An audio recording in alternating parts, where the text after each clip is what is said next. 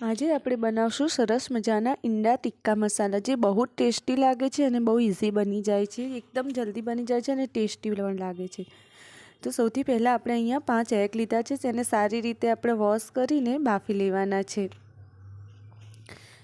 હવે આપણે અહીંયા 5 મીડિયમ સાઇઝની ડુંગળી લેવાની છે અને ઈંડા બોઇલ થઈ જાય પછી આ રીતે આપણે કટ કરી લેવાના છે, સ્લાઇસમાં કટ કરવાના છે. બધા જ આ ઈંડાને આ રીતે આપણે સ્લાઇસમાં કટ કરી લેવાના અને આપણે મીઠું નાખીને બાફશું તો આપણા જે ઉપરની છાલ હોય છે એ જલ્દી રિમૂવ થઈ જાય છે, ઇઝીલી રિમૂવ થઈ જાય છે. તે ઈંડાને ચોંટતી નથી, એટલા માટે આપણે થોડું મીઠું નાખીને બોઇલ કરવાના છે.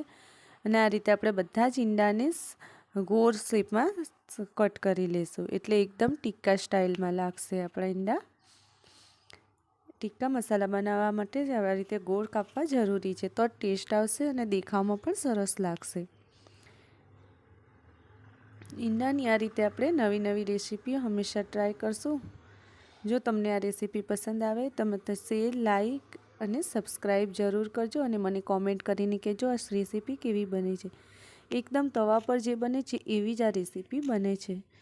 હવે એના માટે આપણે જોઈશે ગ્રેવી માટે 2 મીડિયમ સાઇઝના ટામેટાં. તેને આ રીતે આપણે મિક્સરની અંદર પણ કરી શકાય ને આ રીતે આપણે કરી લેશું, એટલે એની ઉપરની જે પીલ હોય છે, છાલ હોય છે એ નીકળી જશે, ઇઝીલી નીકળી જાય છે અને આ રીતે સરસ મજાનો એનો પલ્પ નીકળશે. એટલે હું આની અંદર જ ગ્રેટરની અંદર જ એને ગ્રેટ કરી લઈશ. હવે આપણે બધું તૈયાર કરી લીધું છે. હવે આપણે અહીંયા 5 વરી જેટલું તેલ લેવાનું છે, જે અહીંયા મારી નાની પરી છે એટલે મેં 5 વરી જેટલું તેલ લીધું છે. કારણ કે આમાં તેલ ઓછું હશે તો પણ સારું નહીં લાગે, કારણ કે ઈંડાની જે અંદરની જરદી હોય છે એના લીધે થોડું તેલ પી જાય છે, એટલા માટે થોડું તેલ વ્યવસ્થિત નાખવાનું છે. હવે એની અંદર આપણે 1/2 ટીસ્પૂન જીરું નાખશું. જીરું સારી રીતે તતડે એટલે આપણે એની અંદર એકદમ બારીક સમારેલી મેં અહીંયા કોથમીર ડુંગળી લીધી છે.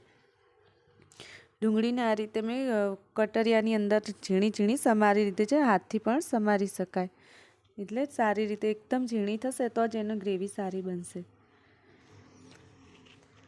ડુંગળીની અંદર આપણે થોડું મીઠું નાખશું એટલે આપણી ડુંગળી જલ્દી કૂક થઈ જશે. એકદમ બ્રાઉન કલરની થાય ત્યાં સુધી આપણે આને હલાવતા રહેવાનું છે ને કૂક કરવાની છે. ડુંગળી કાચી ના રહેવી જોઈએ, બરાબર પ્રોપર કૂક થવી જોઈએ. હવે એક આપણે લીલું મરચું લઈને આ રીતે નાનું કટ કરી લીધું છે, તે પણ આની અંદર જ આપણે કૂક થવા દેવાનું છે. બ્રાઉન કલરની આપણી ડુંગળી થાય ત્યાં સુધી એનો જે એકદમ સરસ મજાનો તીખાશ આવે છે અને એનો મરચાંનો જે ટેસ્ટ છે એની અંદર આવશે તો વધારે સારું લાગશે. આપણી ડુંગળી 78% આપણી ડુંગળી કૂક થઈ ગઈ છે. હવે થોડી બ્રાઉન થાય એટલે આપણે એની અંદર બધું એડ કરીશું. જે આપણે એડ થવા દે આ સ્ટેજ પર પણ આપણે મસાલો એડ નથી કરવાનો, એકદમ બ્રાઉન થાય પછી જ એડ કરવાનો છે. હવે આપણે 1/2 ટેબલ સ્પૂન જેટલું આદુ લસણની પેસ્ટ નાખી છે મેં અહીંયા, એને પણ આપણે સારી રીતે સ્ટર કરી લેવાની, શેકી લેવાની છે, એનો કાચો સ્વાદ જતો રહે એટલા માટે. તો સારી રીતે આપણો આદુ લસણની પેસ્ટ પણ સંતળાઈ ગઈ છે. હવે ટોમેટાની પ્યુરી નાખશું આપણે અંદર.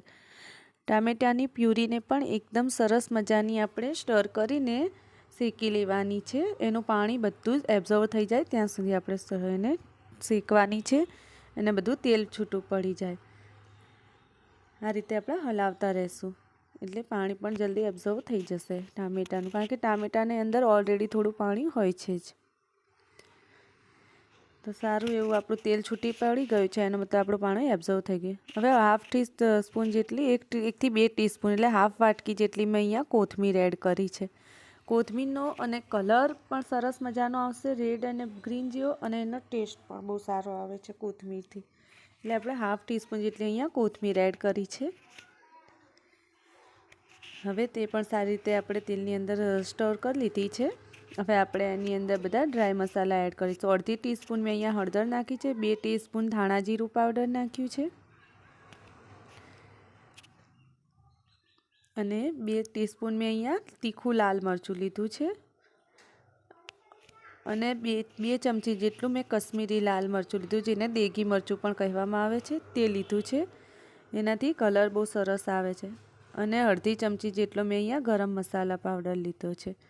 હોમમેડ મેં અત્યારે અહીંયા ગરમ મસાલા લીધો છે. તમે કોઈ પણ બ્રાન્ડનો ગરમ મસાલો યુઝ કરી શકો છો. અને અડધી ટીસ્પૂન જેટલું મેં અહીંયા શેકેલું જીરું લીધું છે. શેકેલા જીરાનું એકદમ બારીક પાવડર પણ લેવાય. મેં અહીંયા અધકચરું લીધું છે. અને 1 ટીસ્પૂન જેટલી મેં અહીંયા કસૂરી મેથી લીધી છે. કસૂરી મેથી અને શેકેલા જીરુંથી એનો ટેસ્ટ બહુ સરસ આવે છે ઈંડા તવા મસાલાનો, ટિક્કા મસાલાનો. હવે બધો જ આપણે ડ્રાય મસાલો એડ કરી લીધો છે. હવે એને આપણે સારી રીતે બધા મસાલાના અંદર સાંતળી લેશું. જ્યાં સુધી તેલ છૂટું ના થાય ત્યાં સુધી આપણે મસાલાની અંદર શેકી લેવાનું છે. એટલે બધો મસાલાનો જે કચાશ છે એ નીકળી જશે. આ રીતે આપણે હલાવતા રહેશું અને તેલ બિલકુલ એકદમ છૂટું પડતું જાય પછી આપણે એની અંદર લાસ્ટમાં દહીં નાખવાનું છે. સારો એવો આપણો મસાલો શેકાઈ ગયો છે. હવે મેં અહીંયા અડધી વાટકી જેટલું દહીં લીધું છે અને દહીંને પણ સરસ એકદમ ધીમો ગેસ કરીને સરસ મજાનું આપણે આ રીતે હલાવતા રહીને શેકવાનું છે. ગેસ ફૂલ નહીં રાખવાનું અને બિલકુલ હલાવતું રહેવાનું છે. બિલકુલ હલાવવાનું બંધ નથી કરવાનું આપણે. એટલે આ રીતે સતત હલાવતા રહેવાનું છે. તો મસાલા અંદર એકરસ સરસ મજાનું આપણું દહીં થઈ જશે. ને યાદ રહે ગેસ ધીમો રાખવાનો છે. ફૂલ ગેસમાં આપણે દહીં નથી નાખવાનું. સરસ મજાની આપણી ગ્રેવી પણ સરસ મજાની લાગે છે ને તૈયાર થઈ જવા આવી છે આપણી ગ્રેવી. અને તેલ બધું જ છૂટું પડે પછી આપણે એની અંદર બોઇલ એગ નાખીશું જે આપણે સ્લાઇસમાં કટ કરી લીધા છે. આ રીતે ઓલમોસ્ટ આપણી ગ્રેવી તૈયાર થઈ જવા આવી છે. આ રીતે તેલ છૂટું પડે અને પ્રોપર દહીં શેકાશે તો એનો ટેસ્ટ સારો આવશે. હવે આપણે બોઇલ કરીને આ રીતે સમારેલા સ્લાઇસમાં કાપેલા ઈંડા બધા જ લઈ લીધા છે અને તેને સારી રીતે હલાવી લીધા છે એટલે એની અંદર મસાલો સારી રીતે ચડી જાય. હવે આપણે હાફ ગ્લાસ જેટલું અહીંયા મેં પાણી લીધું જે ચાના 2 કપ આવે છે એટલું. કારણ કે આપણે સ્મોક કરીશું ત્યાં સુધી આ ઉકળશે તો થોડું પાણી એબ્ઝર્વ થઈ જશે અને ઈંડાની જલ્દી થોડું પાણી એબ્ઝર્વ કરે જ છે. હવે આપણે અડધી ટીસ્પૂન જેવું મેં અહીંયા દેશી ઘી લીધું છે અને કોલસો આપણો સારો એવો રેડ થઈ ગયો છે. મેં ગેસ ઉપર લાલ થવા મૂક્યો હતો.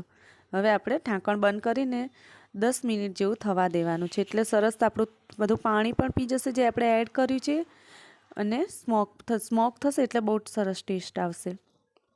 હવે આપણે સર્વ કરી લઈએ. આપણું તૈયાર છે ઈંડા ટિક્કા મસાલા. આપણે કોથમીરથી ગાર્નિશિંગ કરી લેશું અને જો વિડીયો ગમે તો લાઇક, શેર, સબસ્ક્રાઈબ